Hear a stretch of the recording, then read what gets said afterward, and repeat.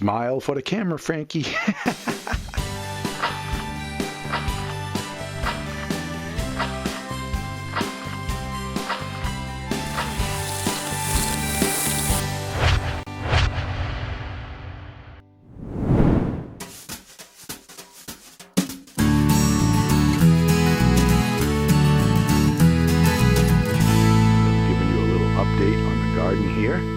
As you can see, it's basically weed-free from the deep mulch gardening method. I have used hay in the past. Back in the spring, you saw me rake up all the leaves that had fallen last fall, and I spread them on the garden as a bit of an experiment, and really glad I did. This is maintaining itself really good for very little care. So far, so good. There's just a few things that are suffering, but all in all, that's doing really well. The cucumbers here are starting to climb the fence. They are just laden with baby cukes. There is just so many little cukes there, a few there. This one over here, it's got a few cukes that'll be ripe for picking in no time.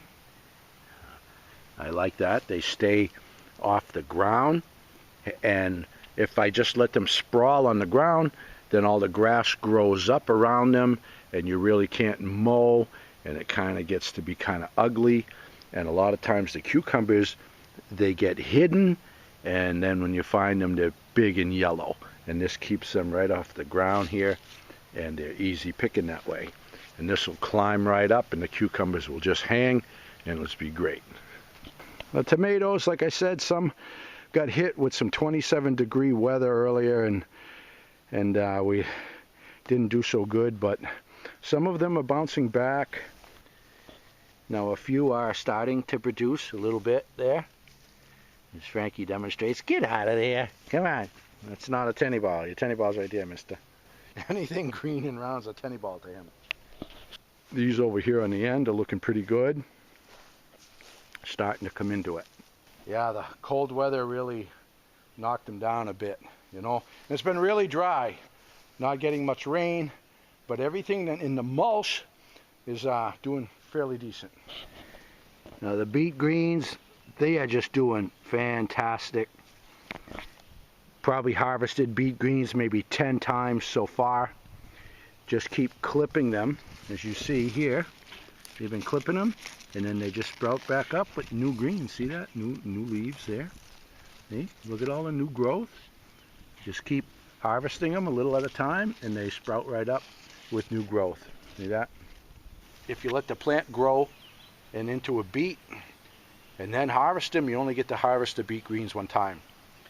And they end up being really stocky, you know, kind of chewy. You know, this way you get repeated harvest throughout the summer, tender young greens the whole time, and then at the end of the season I'll lift the beet out of the ground and eat the beets up. Now I don't know what all the silvery crap is on the leaves here. Maybe I don't want to know, but aside from the discoloration, the plant's doing pretty good. There's a bunch of young zucchinis popping up there. There's quite a few of them. This butternut over here is really taking off as well. Everything's doing really well. The broccolis have been harvested a few times here. As you can see, these have been harvested a number of times, but they're shooting up with some young broccoli there. You know, be able to keep picking a little bit for a while. Those turned out a little bit better than I had thought they were. But as you can see here, I mean, really, little to no weeding at all here. It's just wonderful. I'm really liking this deep mulch method. I'm really impressed with it. Really, really happy with it. Now here you get a weed popping up through. Just see, it pulls right out because that dirt beneath the mulch is nice and moist. You see still, look, there's a worm right there. I unearthed a worm, there's another one. Little worm right there. Look at that. See that? A worm there, another worm there. That is just nice and moist, wet. Look at the worms. Look at them all. See that? Just look how damp that is. Huh? Really holding the moisture.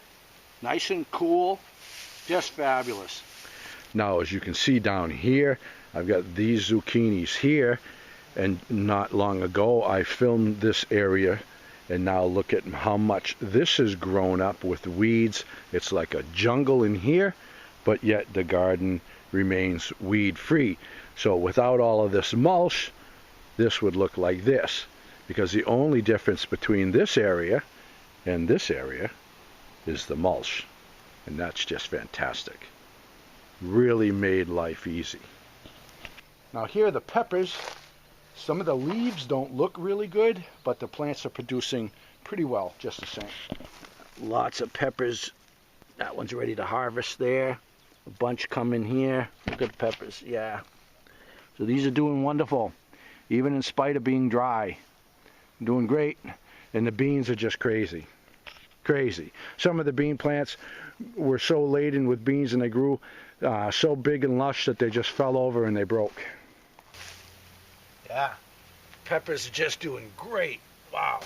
Now look at this plant right here. There's 1, 2, 3, 4, 5, 6, 7, and then back there 8, 9, 10, and another pepper right there, 11. Now as you can see, everything's just doing great. I use no chemical fertilizer here whatsoever. No Miracle Grow, nothing.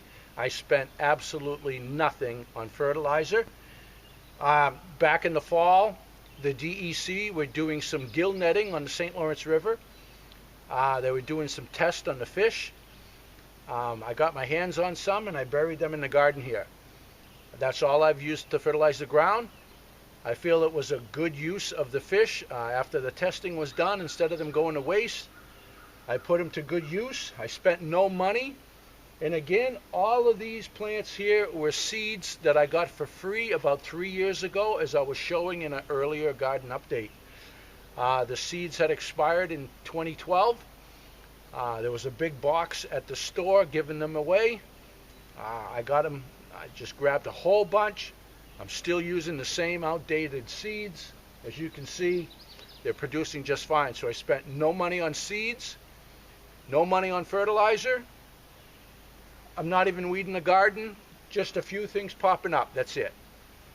Been excellent. I'm really thrilled to death, and everything's going really, really good so far. And with no money spent, that's just the way I like it.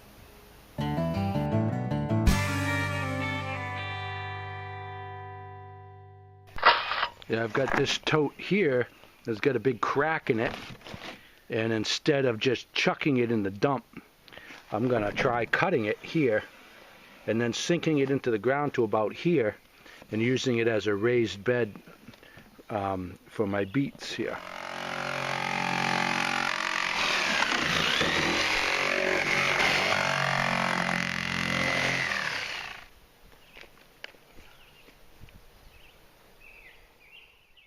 Now I made good use of this old tote here.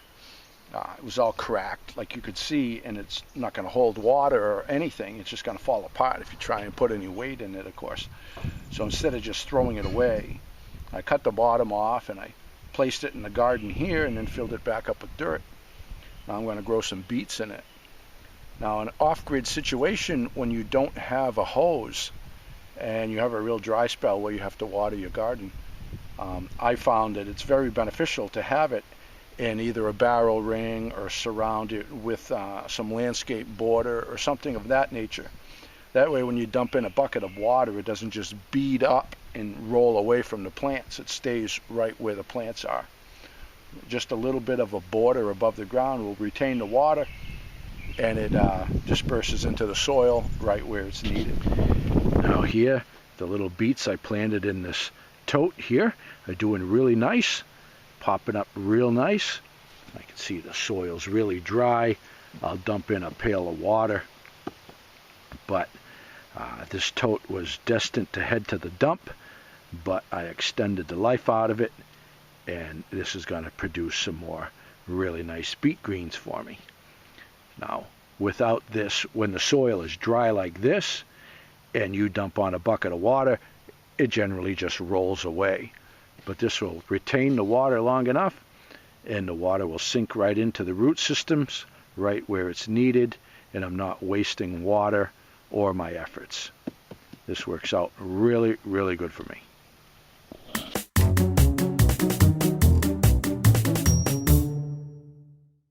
I gotta share something with you guys. This is kind of crazy. Just yesterday, I dug this old styrofoam cooler out of my barn. This is something somebody gave me years ago. I don't even really remember where I got it. But it was this 2-inch thick styrofoam cooler that was sent by Omaha Steaks. And I always intended on doing something with it, and I never have. So I dug it out, and I'm going to make a good cooler out of it, you know. And I was saying, man, I'd like to get another one of these, you know. It's 2 inches thick. I just got to make some sort of a hard shell for it, and it'd be a dandy of a cooler. Because even those Yeti coolers only have like 2 inches of styrofoam insulation in them. So anyway, this was just yesterday. I'm on my way here to the cabin to pick up some lumber, and there on the side of the road in someone's trash is one of those coolers. Check this out. Look at the cooler. It's in mint shape. It's 2 inches thick. The lid fits really secure. And they're pretty good size. Yeah, so my wish has been granted. And now I'm going to, I don't know, use a little ingenuity and creativity and make a dandy cooler out of both of these things. This is great. Seek and you shall find.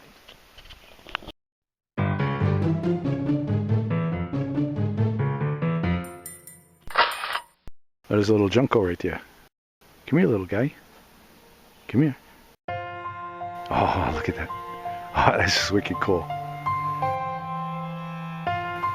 I've never had a Junko in my hands. I have the chickadees come in a lot of times when I have seed in my hand, but not like this. Oh, this is really cool. Oh, he's beautiful. He's getting nervous now. Oh. Oh, there he goes. How cool was that, huh? That was awesome. Yes, sir.